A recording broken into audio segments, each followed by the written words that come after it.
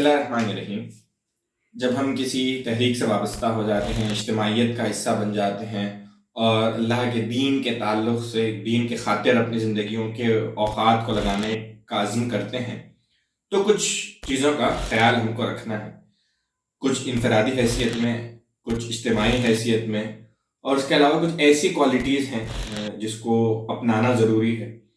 ان سب کے ساتھ ساتھ کچھ چیزوں کا خیال رکھنا ہے کہ وہ کوالٹیز، وہ اوصاف ہمارے اندر نہ آئیں.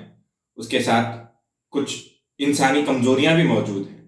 تو ان ساری چیزوں پر مختصراً میں روشنی ڈالوں گا، اور یہ ہم سمجھنے کی کوشش کریں گے کہ ہماری انفرادی حیثیت میں، اجتماعی حیثیت میں کیا کردار، کیا اوصاف ہونے چاہیے ہماری اس تحریک کو یا اجتماعیت کو یا ایسے کام کو جو اللہ کے خاطر ہو رہا ہے اس کو کامیابی آئے. سب سے پہلی چیز انفرادی حیثیت میں وہ یہ کہ ہم دین کی سمجھ کو بہتر سے بہتر بنائیں.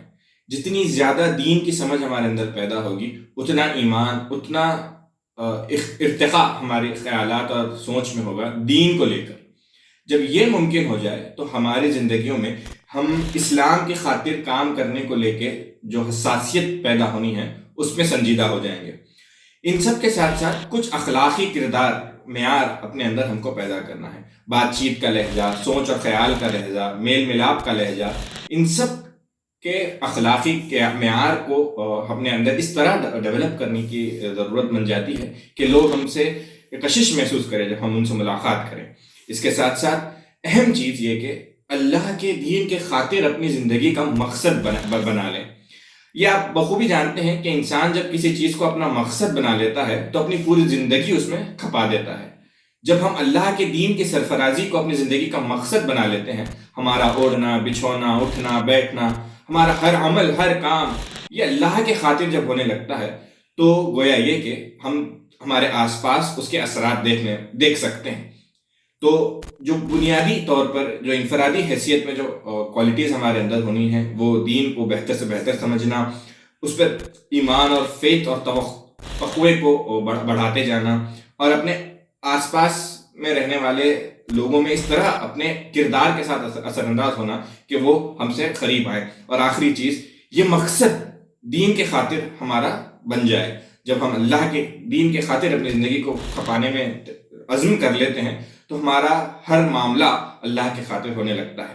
تو یہ انفرادی کوالٹیز کے ساتھ ساتھ کچھ اجتماعی کوالٹیز بھی ہمارے اندر ہم کو رکھنے کی ضرورت ہے. ایک ہے بھائی چارہ اور محبت.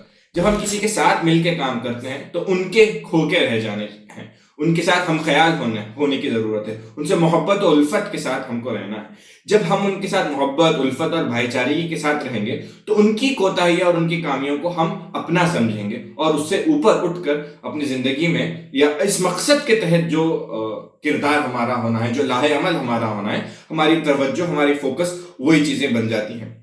اس کے ساتھ ساتھ جو اجتماعی طور پر ہم کو سمجھنا ہے وہ رائے قائم کرنا ہے، ایک دوسرے کے ساتھ میوچل کنسلٹیشن کرنا ہے. جب کوئی رائے آتی ہے تو اس کی قدر کرنا ہے. جب ہم اپنی رائے بناتے ہیں تو کسی بایاس اور کسی طرف ٹلٹ ہو کر نہ بنائیں. اور جب میوچل کنسلٹیشن ہوگا تو اپنے رائے کو رکھیں گے، دوسرے کے رائے کو سمجھیں گے، اور ایک جب فیصلہ ہو جاتا ہے تو اس فیصلے کے تحت اپنی زندگی کو، اپنے آپ کو کھپائیں گے.